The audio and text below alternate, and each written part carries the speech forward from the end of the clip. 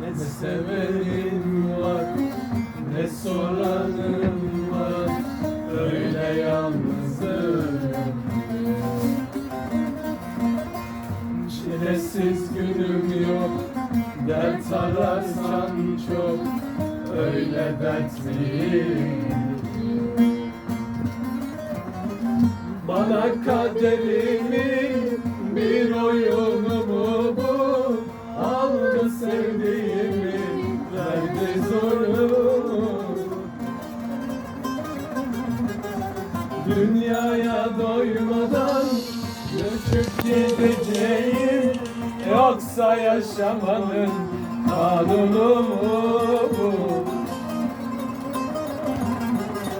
Bıktım artık yaşamaktan, çekmekle geçer mi bu hayat yolu?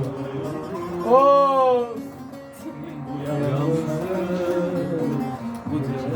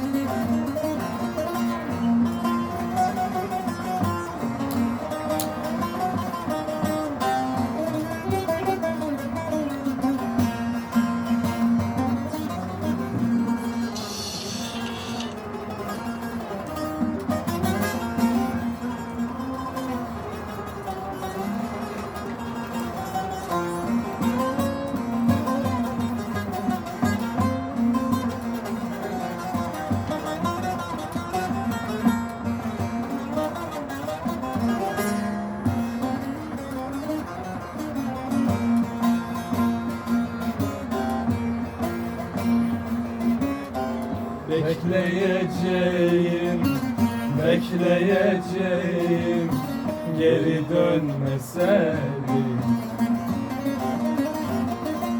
Alıştım kaderin zulmüne artık, bana gülme sevdim. Geri dönmez artık giden sevgililer, ümit ufkunda ağlıyor yüzler. Bitmeyen zeminin sarhoşuyum, kahredip geçiyor en güzel günler. Bıktım artık yaşamaktan, çekmekle biter mi bu yalnızlık, bu dertler?